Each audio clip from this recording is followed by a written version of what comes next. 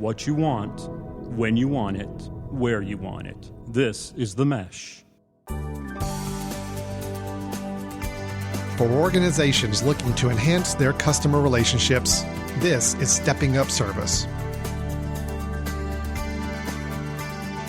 Hello and welcome to Stepping Up Service. This is our customer service podcast here on The Mesh, where we talk about the idea of customer service, some of the trends happening in the world of customer service, what individuals as employees, companies, organizations, how they can take a hold of the customer service that they're providing their clients, their customers, even one another as coworkers. This is a show we've been doing for a while now. We've got a lot of back episodes, but today's episode, we're going to be talking about something new.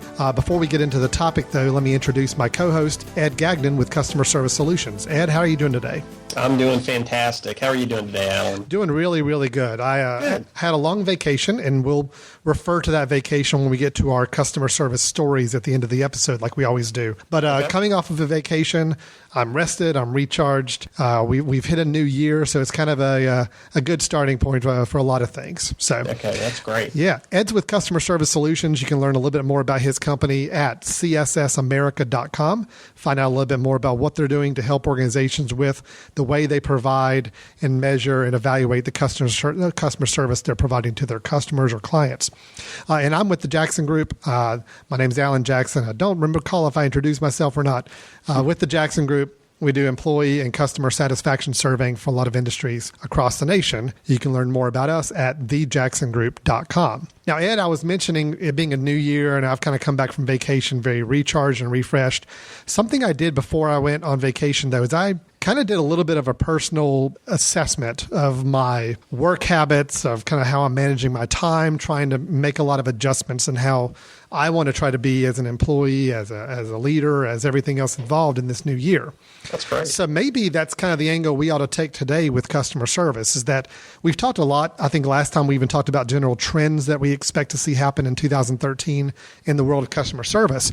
Maybe let's focus a little bit more on the individual. Let's say you're an actual somebody working at a company or an organization, nonprofit, doesn't matter, anywhere where you're serving people. And it's kind of a good time here at the first of the year to see, hey, I want to do a reassessment of how I am as providing customer service and kind of helping the organization meet those goals for service. So I thought it might be a good chance to say, are there some ways for employees to do a little bit of that self-assessment on their own and figure out what are some things they can try to work on? Is that something you see a lot of people try to do, especially maybe with a new year starting? Yeah, definitely something that they should do. I know that it's one of those difficult things to ask somebody, evaluate yourself, try to figure out how you can be better. There's so many people who think they're already good and that they are already great at customer service or they're as efficient as they could be, but there's actually a series of questions we often ask our clients or individual employees at those clients to ask themselves that help to evaluate themselves to figure out,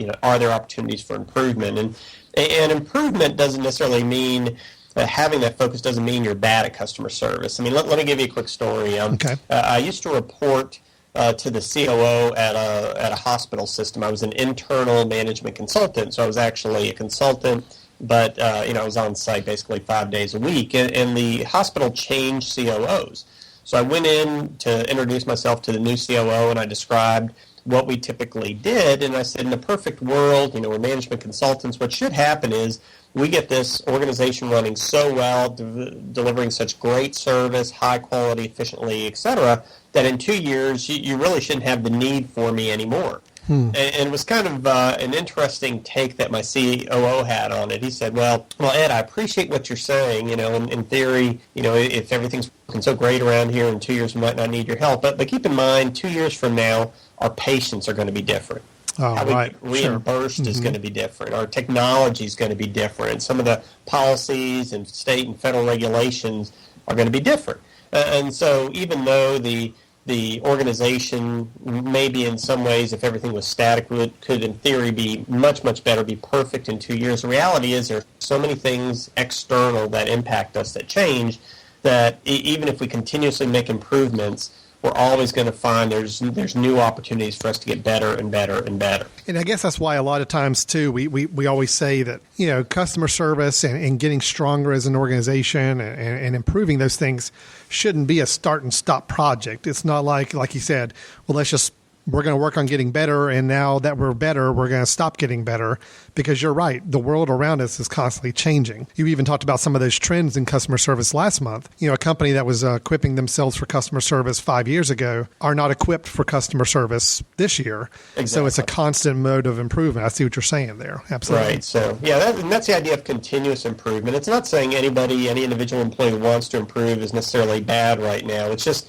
that they want to go from being good to great, or they're great already, and maybe they just want to make sure in a year and 2 years and 5 years they still have the skill and the principles and the techniques and the focus and the time to still be great at customer service. So what we're going to end up doing is actually looking at a series of questions. I'll break them up into 4 different categories of questions, and these are questions that the folks who are listening to this podcast, individual employees, can just ask themselves, and whenever they come up with an answer that they can relate to for this particular question, that might be an opportunity for improvement. So these questions are going to uncover opportunities individuals have for improvement.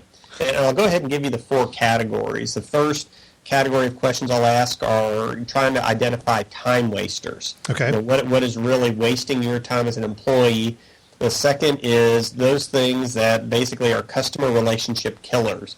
They might waste your time, but they could also negatively impact your relationship and retention of customers. The third is those coworker impactors. Those things that not only impact you, but they could impact your coworker. And the last one is those money wasters. So we're going to ask questions among these 4 categories. I'll tell a story here and there. I'll ask you these questions as well, Alan, and we'll see if people can identify opportunities to save themselves time or money or improve customer or coworker relationships. So this is basically like a self-assessment set of questions that you need to be asking yourself these kind of questions and finding out how you feel like are there some things in your life that fit in these categories or are going to give you the answer you don't need off any of these questions? We're going to give you a dozen questions. You may come up with 1 or 2, or you might come up with 10 or 12 different opportunities for improvement based on what your work life is like and how it relates to these questions. Okay, wonderful, great. Well, let's jump right in then. Why don't you hit me with the first set of questions there? Okay, the first set are the time wasters. And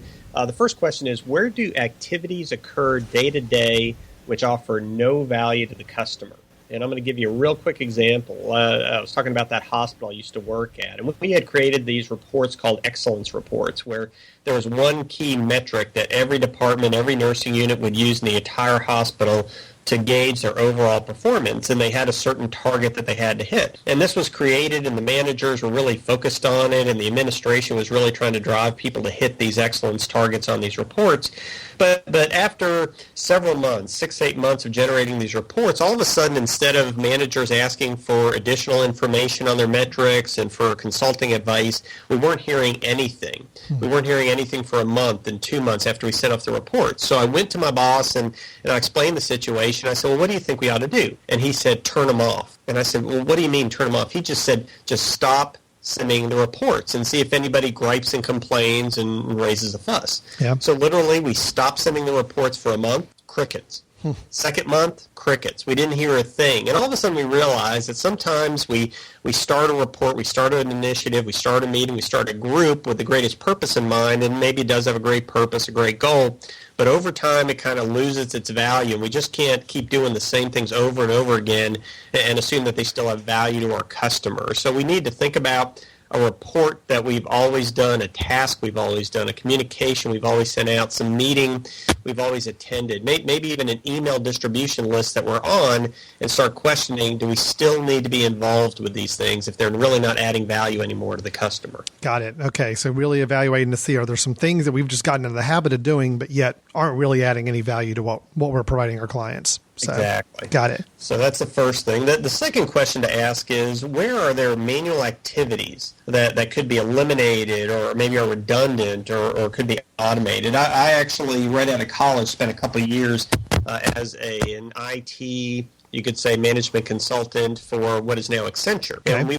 hospitals and different other types of businesses, and we would help to design and implement technology solutions. And one solution we implemented was for a hospital system in eastern North Carolina, and it was a materials management system. So they were going from a purely manual process for dealing with purchase orders and requests and handling all that on paper to actually going to an automated system. Okay. Well, the very first day of implementation, it seemed like it was going well. I was walking around to the different purchasing agents to see how things were going, and there was this one lady who I had worked with on the design part of the project, and she had this stack of papers, and right next to it she had the computer with the materials management system up. And I said, Sarah, what are all those papers there? And she said, oh, those are all the purchase orders and the requests, and I'm writing all the information on them, and then I'm keying them all into the system. And I said, well, why are you still writing all the information on the hard copy? The idea of the system is that the system is supposed to do that in an automated fashion. She said, oh, I'm just real comfortable working with the paper. Mm-hmm. So this was a situation where we had the opportunity to use a computer system, and yet there was still a manual process involved. And a lot of times we got to just question papers in this day and age that we're still touching multiple times, or things where we're writing down information on paper and then keying them into the system. And where are we doing that? Where maybe we ought to question, do we need to still keep doing these manual processes, doing these duplicate activities? Yeah, I'm actually part of a couple groups in the area and a couple of nonprofits that I volunteer at, and I know there's some people that have their own set way they like to do things, and yes. When you actually look at it from an outsider coming in, you see, wow, that's an extremely inefficient way of doing it. And, sometimes if it's just a time issue, that's one thing, but if it's actually slowing down a process to where you can't deliver the kind of service you need or the responsiveness you need to be doing, you got to figure out how to streamline those things. And unfortunately, there's a lot of those floating around, I'm sure. So, right. And all these 12 questions we'll talk about really have one common thread, is that they waste your time, you as an employee. And anything we can do to make ourselves more efficient and not waste our own time should free up more time for us to improve the quality of what we do, improve our communications, improve our customer relationship. Perfect. Great. All right. What's another question we can be asking ourselves here? Another time waster question is this: when are files retained unnecessarily or for too long? So think about situations where you're going through that file cabinet and you're looking for a certain folder and you just happen to bypass something from 1982 or from early 2000s, or that Y2K folder that's probably 4 inches thick.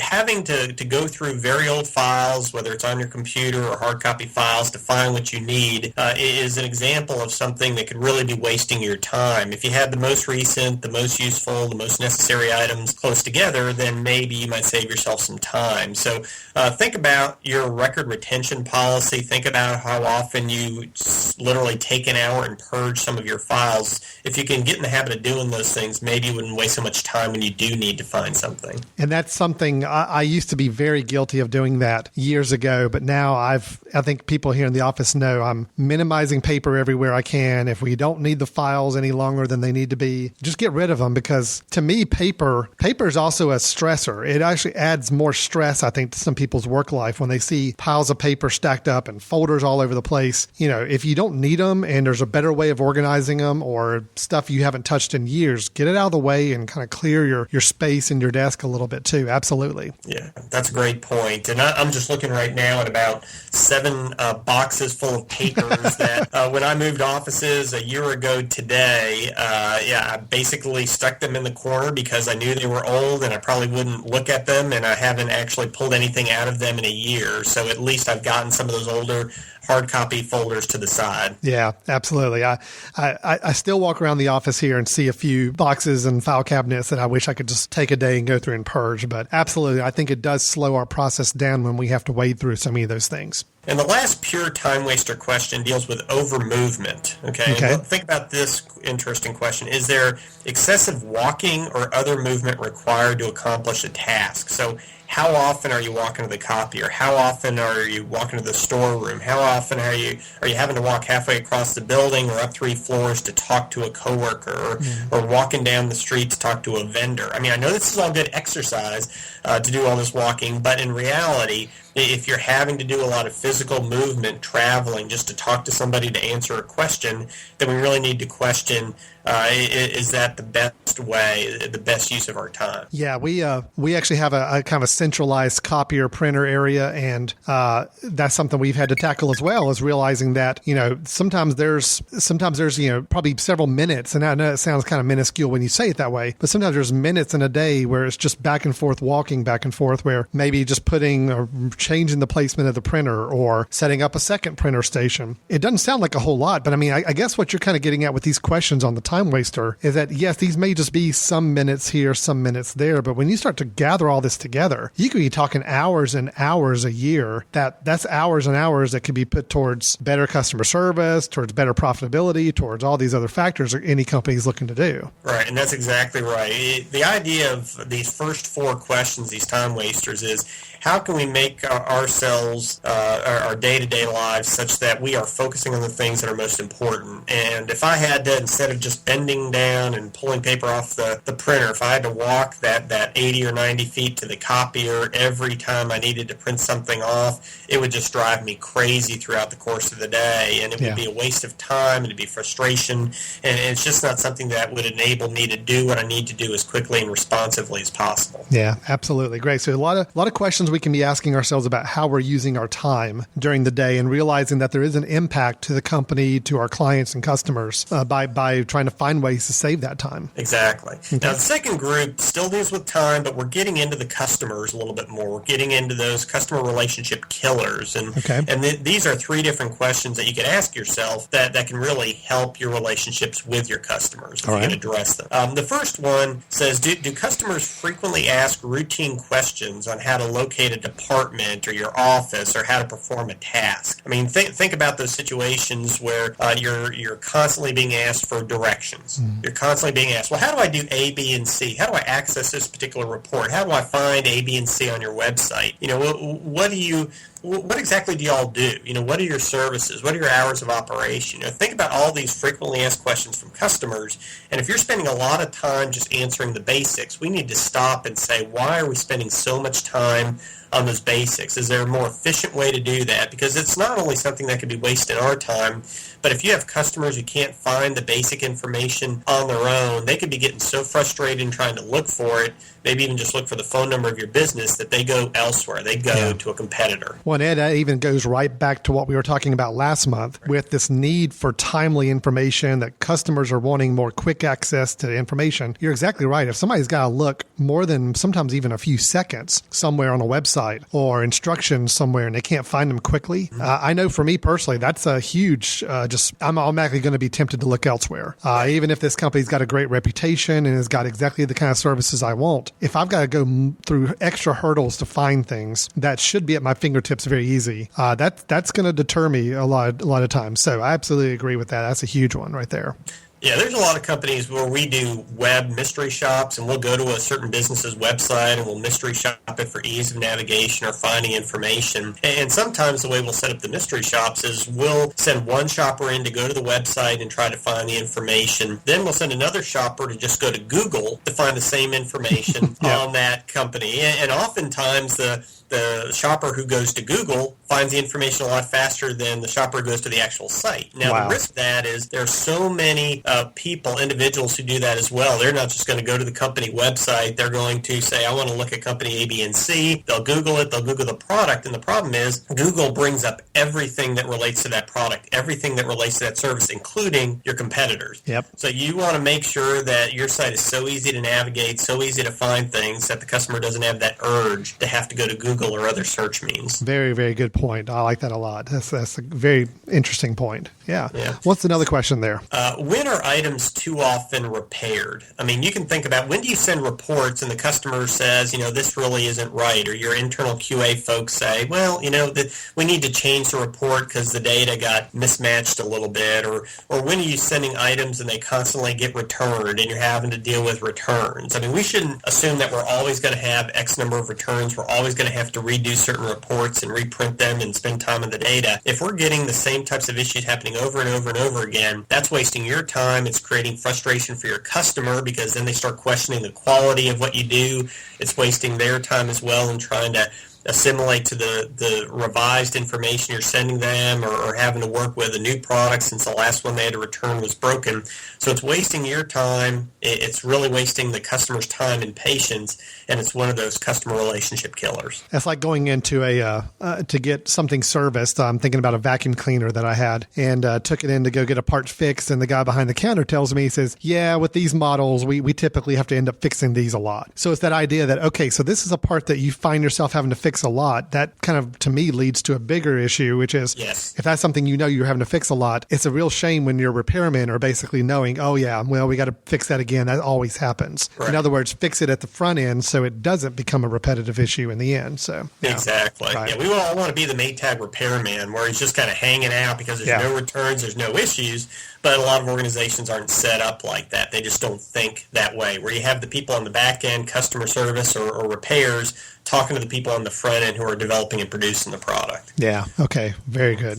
Yeah. The third question deals with waiting. Mm-hmm. Think about, where is there idle time where you or your coworkers are spent waiting for people or technology or supplies or equipment in order to get your job done. I mean, you're having to wait on your coworker to get their report done or get you the information so you can finalize a project, or you're waiting for that vendor to deliver the new tablets or the new PCs, or else you can't get what you need done, or you're waiting for that other vendor or that coworker to provide the supplies so you can produce the product. And whenever you find yourself having to wait on others, that's a symptom of a problem. That's something that's wasting your time. It could be delaying a product delivery to a customer, causing a lot of stress for you, stress for your customers, and really pinching those timelines, those deadlines that you have on projects. That could also apply to, getting a little more on the technical side, but computers, when they have to run processes, and I think about our world of, part of our company does video production work.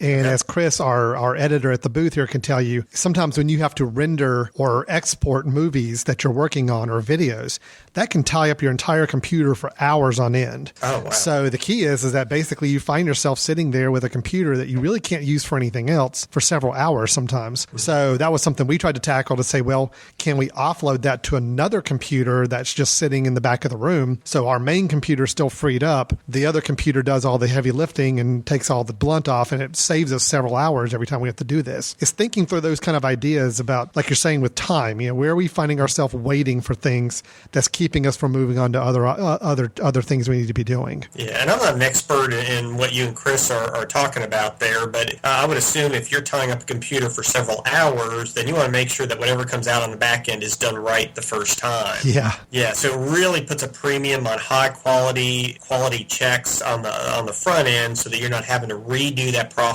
type another computer to tweak some things that weren't done right the first time for whatever reason. That's right. And now, by having a second computer that can allow us to do that kind of exporting and rendering, we can let it go overnight and not tie up our primary computer that we may take home with us, our laptops or whatever. So there again, it's a huge time saver, thinking in terms of that. You start to add up the number of hours each month that we were basically having to sit and go find something else to do off our computer while the computer's tied up. And we're basically just kind of killing time waiting, because unfortunately, almost all of our work's on the computer. So that's a huge thing, and I'm completely with you. I think we need to be very critical about those processes and those waiting periods we've got within our office environment, because that is ultimately affecting our clients, our profitability, everything else with the company. Right. So these are the first two categories. These are the first 7 of the 12 questions. And again, what we're trying to do is to help the individual employee, and in some cases, like you're talking about, the organization as well, to just sit back and ask themselves these questions. And whenever they can find an instance or an example of where these questions really relate to them personally, there is that directional question I get all the time. There are excessive repairs or returns. We are spending a lot of time waiting. Those are opportunities to continuously improve. Great. Well, let's take a quick break then, if we finished up the customer relationship killer questions. We're going to take a quick break, and when we come back, we'll tackle the other two topics of questions. Again, we're kind of going through a self-assessment on, are you developing a continuous improvement mindset? Are you looking at your own life, your work habits, the surroundings around you, and trying to find ways to make sure that you're always in that continuous improvement mode, with the ultimate goal of helping serve our clients and customers and helping our businesses succeed more. We'll be right back with Stepping Up Service in just a moment. This episode is brought to you by The Jackson Group, a consulting and survey services firm working with organizations for over 35 years. The Jackson Group helps clients gauge, understand, and help improve employee and customer satisfaction as well as market perception and community awareness using a wide variety of survey methodologies. For more information about the Jackson Group, please visit their website at www.thejacksongroup.com.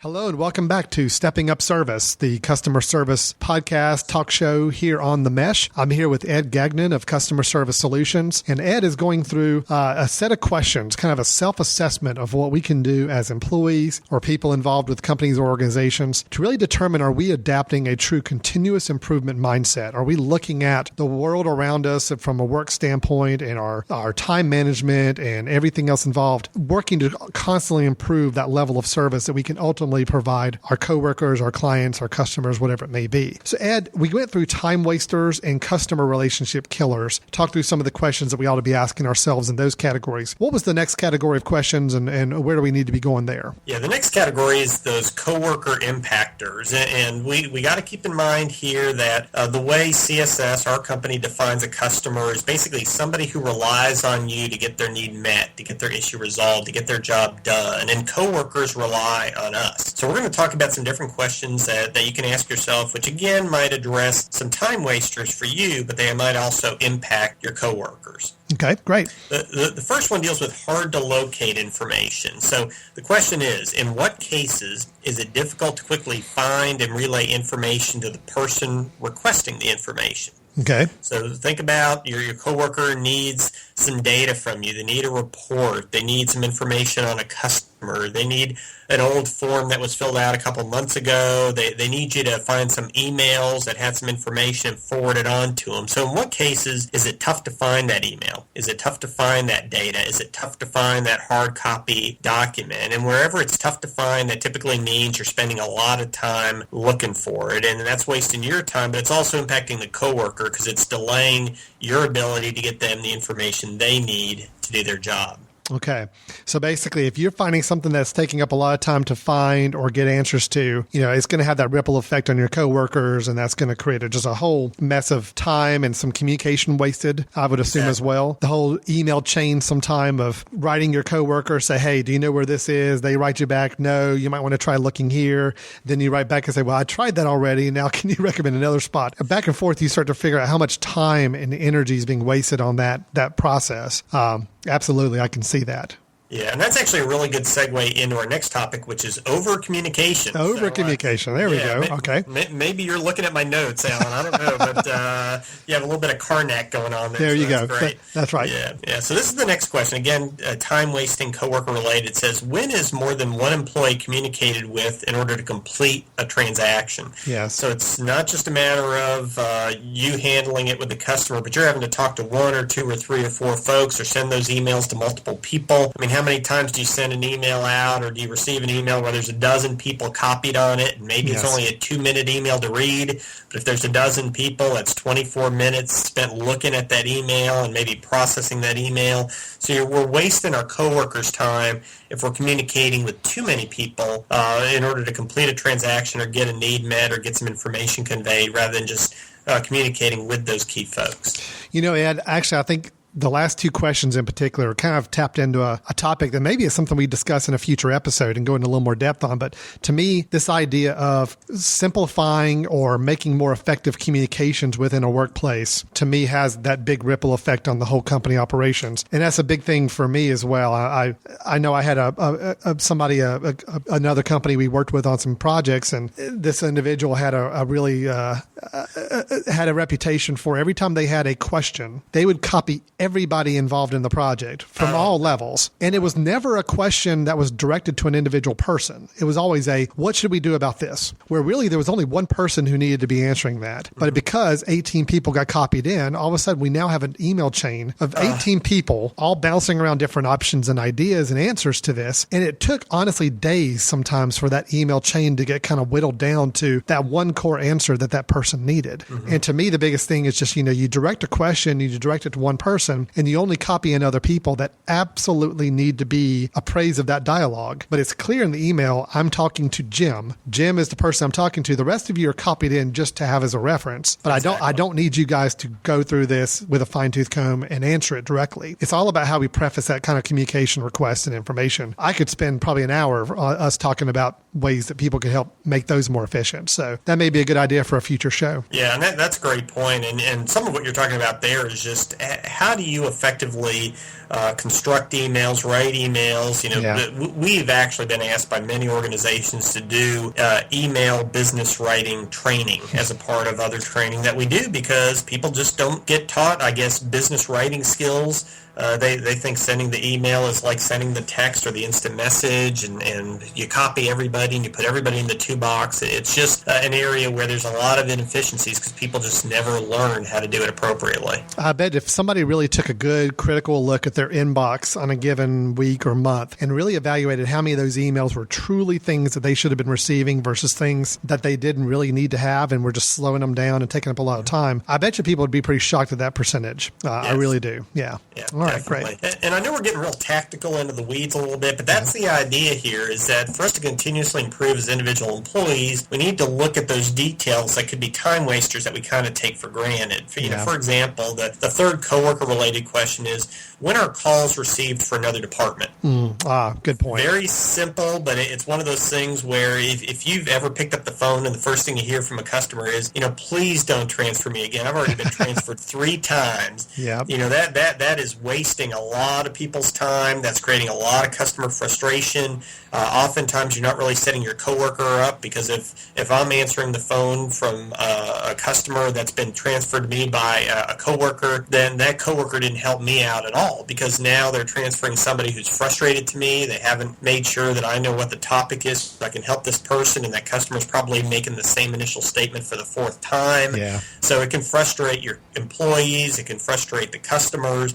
We really need to look at those situations where we're constantly getting calls transferred incorrectly or multiple times and figure out the root cause of that problem so we can save ourselves time, hassle, and bad feelings. And that's, of all the things we've talked about, that's probably one of the simplest things to fix once you know where the issues are. So that's the thing, is that asking yourself these questions and identifying these spots, a lot of these things we're talking about, especially this one, are typically some very, very quick, easy fixes. So you could really find yourself saving your coworkers and yourself a lot of hassle with some very, very minor fixes once you've identified them. Yep, that's a great point. So we've talked about the time wasters from the just general time perspective, from the customer perspective, from the coworker perspective. Now our 4th category, we just have 2 questions, but we're going to talk about it from the financial perspective. Okay. All right. All about the money. So what do we got? All about the money. And the first question is more front end. When you think about delivering a service, the second question is more back end. But the first question deals with what you might call inventory waste. Okay. Where are there supplies that are required for use for some product or service or project, but they're left over after that task or after that project is completed? I mean, maybe you're looking at a bunch of papers or a bunch of CDs or some toner or some equipment or some discs. I mean, what are those things that you always find? We bought all this in order to accomplish a project or a task, and it seems like we have all this left at the end. And that's an example of just wasting money. We didn't maybe plan or forecast it well enough to really know what our needs were. And that upfront materials management time required to get the materials in, to manage the materials, and the back end what to do with it. There's a lot of time wasted involved there as well.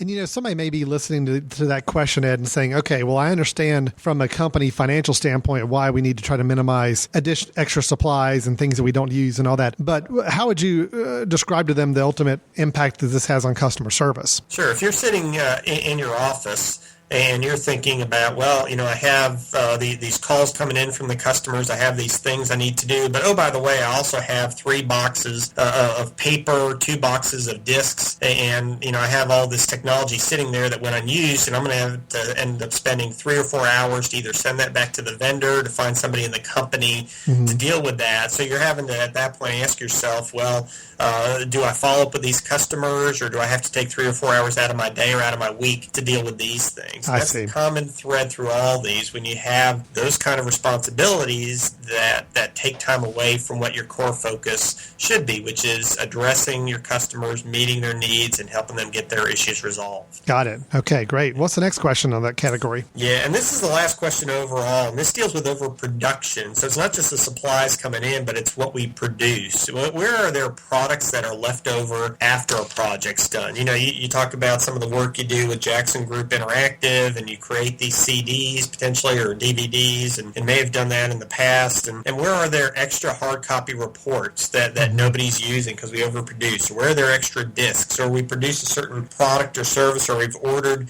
a certain number and now they're left over and we don't have the need for them. Well, the question is, could that money have been spent on things that deal with customer service training or process improvement or little gift cards or thank you notes to the customer? So there's that kind of customer benefit we could use for that money, but also, again, it's the time required to deal with those leftovers. That could be time spent focusing on those things that are most important. Yeah.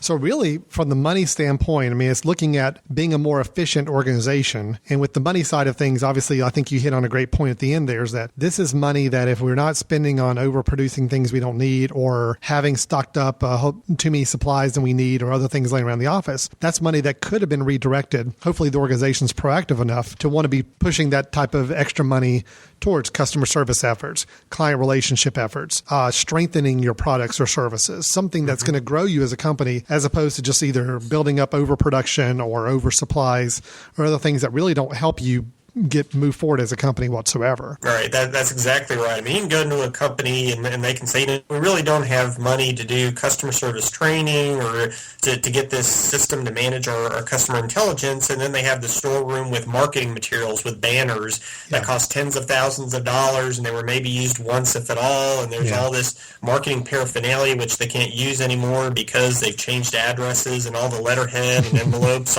don't really apply. And so there's a little bit of a conflict there between what they should be doing with their money and maybe some of the uses that weren't as efficient as they could have been because they didn't do the effective planning up front. They didn't really efficiently manage those resources. How great would it be to see an organization where they're able to go through and take a look at their spending on some of these expenses that really don't make sense, like you were just describing, and actually reallocating some of that into a budget and say, you know what, this is money that we're going to spend throughout the year on client relationships and doing those kind of things. Because as you and I have talked over all these months, that's really where we see companies succeed, is when they can really target that client relationship improvement and put some time and energy to it. So it's kind of a good challenge for companies out there. Are there some things you can do in your own budget, trimming some of this excess and things that aren't really needed, reallocating that money? It's not necessarily going to save you money as a company, but you just reallocate it to those client relationship efforts. And in the end, I think you and I both are very strong advocates in believing that's going to eventually really grow your company and improve it more than anything else. Right. And there's been studies by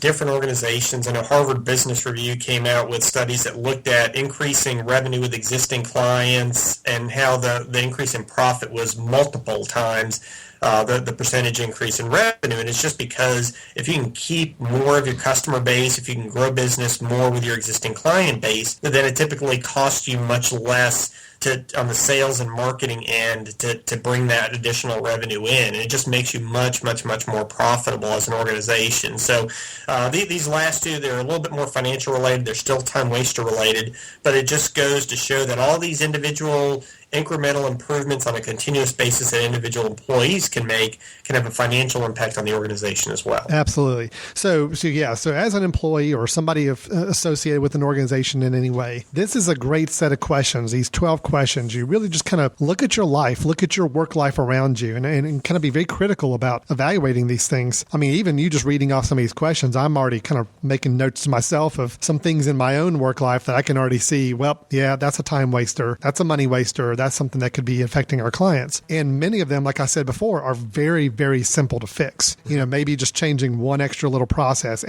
removing one step or adding one step, or giving clear instructions on something. A lot of little simple things that be done one time can make a huge effect on your operations going forward. So, yeah. Yeah, and just to kind of throw out 4 quick ways to kind of summarize this for the employee. These are 4 statements that an employee, if they're really continuous improvement oriented, should be able to agree with strongly. They could say, I am constantly looking for ways to improve how the work is done. If so, you're continuously improvement oriented. I've improved my own efficiency or the efficiency of my area with some changes that I've implemented in the past 3 months. You want to be able to say yes to that. Now, I look for things to stop doing as much as I look for ways to do things better. So somebody who's continuous improvement oriented is not just saying, how can I do things better? What are some things I used to do in the past that I basically could stop doing and it wouldn't negatively impact the customer? And then finally, I've improved customer service or satisfaction in my area with some changes implemented, again, in the last 3 months. So if you are continuous improvement oriented, you're looking for ways to do things better, you're trying to stop the things that don't add value, you're trying to be more efficient, and you've actually seen some improvement from those changes you've been making. Yeah, that's great. This is really good. And I think, I know we're a month into the new year here, but it's a good time for a little bit of self-assessment. You can do it at any time of the year. It needs to be a continuous process. But I do think the more people can step back, ask themselves these questions, and then try to adhere to those statements you just described. We are in a situation as companies across the nation, across the world, we've got to be thinking continuously improving, like you said. And it starts with every single employee doing their best to assess their own habits and what they can do and what they see around them. If everybody in an organization starts doing that on a more a routine basis, you're really helping that organization move forward much quicker, easier, and hopefully more successfully. Good. So it's just a great philosophy for an individual employee to have if they truly care about becoming great at customer service. Perfect. Great. Like it so much. Well, Ed, we always try to cap off our episode, or at least most of the time, by giving a little customer service story or example that we've encountered since we last talked.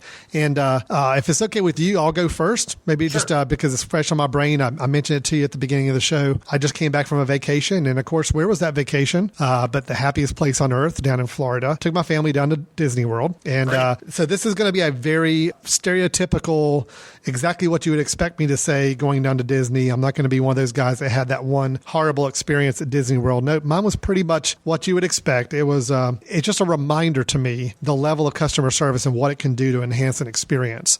To me, the biggest thing was even the first day getting there. They had set us up with the plan where we could put the luggage tags on our bags at the airport when we arrived in Greensboro. And once we checked those bags in, those bags, we didn't have to see them again until we got to our hotel room, got checked in, and they were inside the room ready for us when we got there. They took it all the way through. That sounds like a minor point. Oh, you don't have to pick up your bags at the airport and load them onto a bus and then take them from a bus to the hotel. But looking back on that, my kids were so excited about when we landed on the airplane. They were so ready to get on the bus to go to Disney and go to our hotel and check it out, not having to mentally think about those bags, not having to lug those all the way through the resort when we got there. It's a little small action in the grand scheme of things, but it really made a huge impact knowing that we could just walk leisurely to our room, get there, check in, go into our room, and voila, there's our bags waiting for us, ready to go. It was a huge thing, and it's something that they don't have to do. Nobody has to do that to make that travel experience right, but it did automatically from day one set us in just a perfect mindset of what we expect for the rest of the trip, and it definitely held up to that. So I'm still singing the praises. I mean, they know how to do it. They do it right down there. So yeah, that's a fantastic story, and it's interesting because when people talk about Disney, oftentimes they're talking about the individual employees and the cast members and how they're all animated and happy. But what you're talking about is an example where the organization took a strategic view of their customer. It wasn't just when they're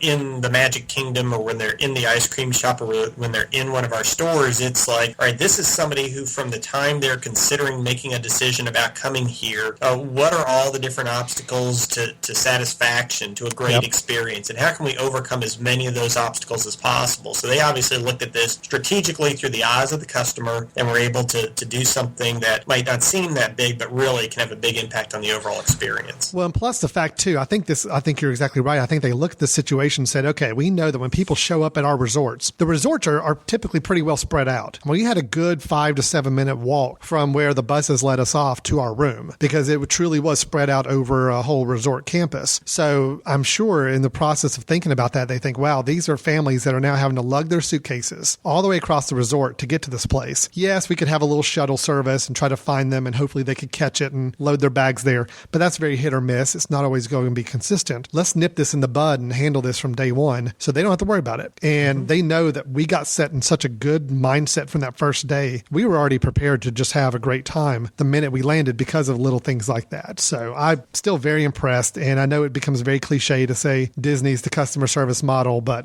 they still live it down there. They really do. Yeah. Yeah, that's a great example. And my example is unfortunately not so positive. Oh, no.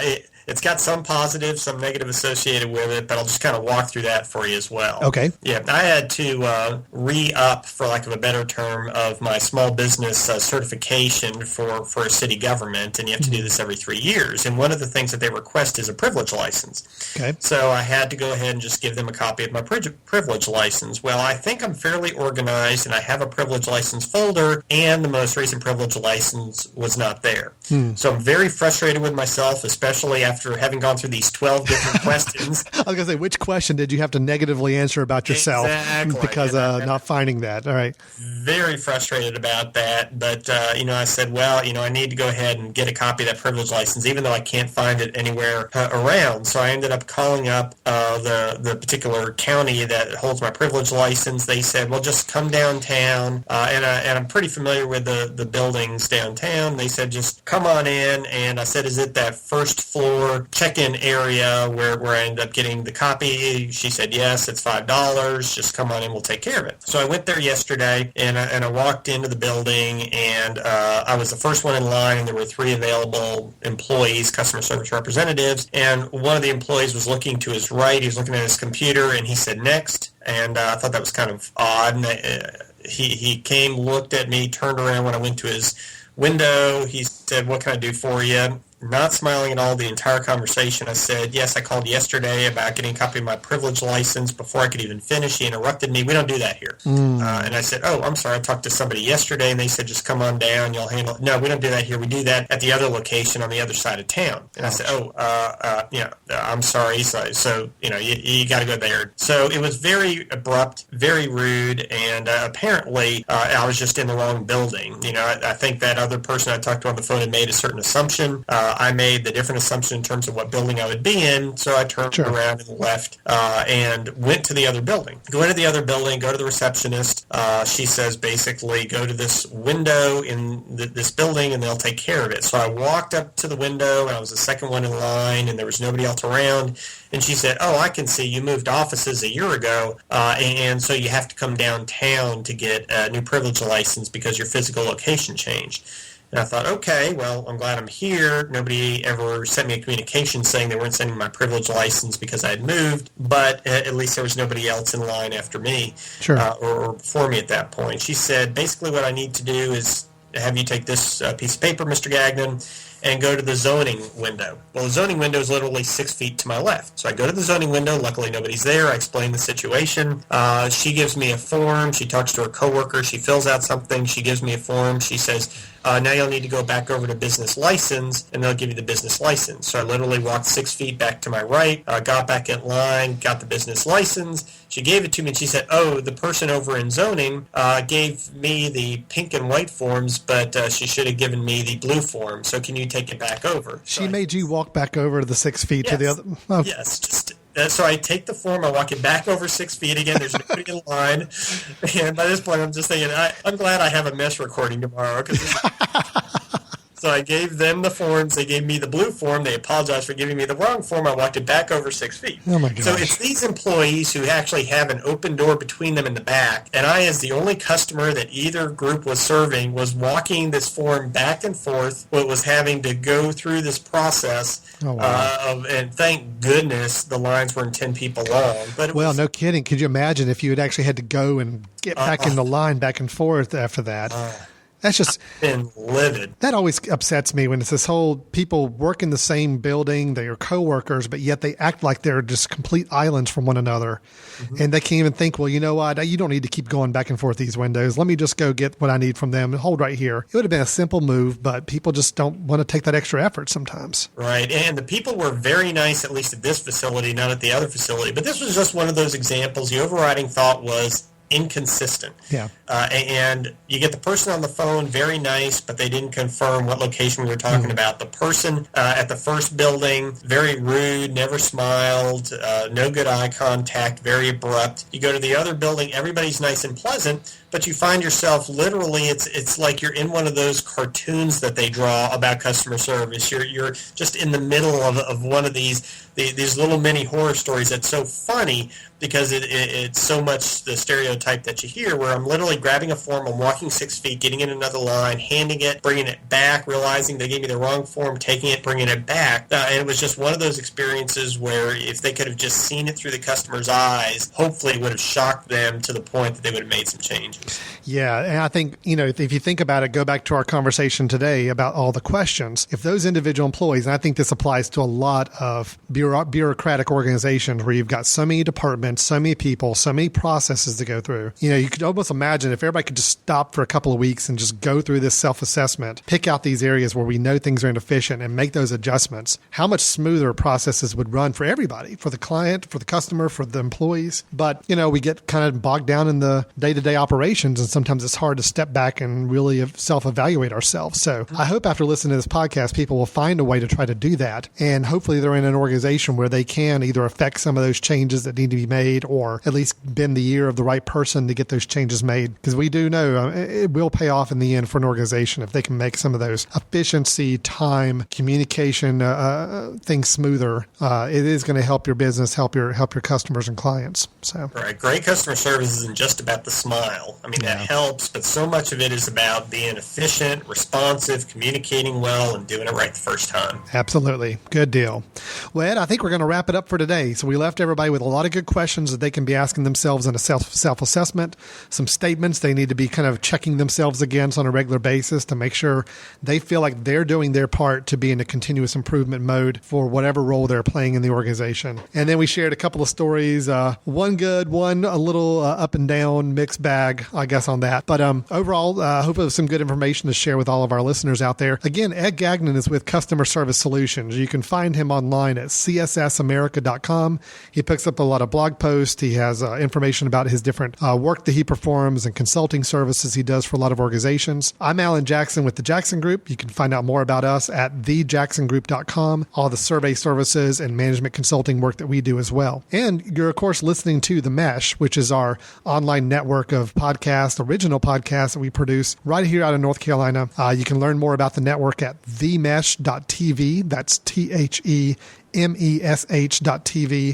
Find out more about The Mesh, hear more about all the different shows that we offer. We have a couple other business-related shows, one on leadership called Leadership GPS, and we've got one that's very specific to the healthcare industry dealing with patient satisfaction, and that's our CAPS cast. We talk about the CAPS process that many hospitals, home health agencies, and other healthcare organizations are having to go through right now to conduct patient satisfaction surveys. So, some other good shows. We hope you get a chance to go listen to those. You can go back in time and listen to all the past episodes. They're all available on the website and able to see from there. So with that, Ed, we'll wrap it up until next month. Hope you have a good month, February. And you too. Yeah, and we'll talk to you next month. Take care, everyone. Right.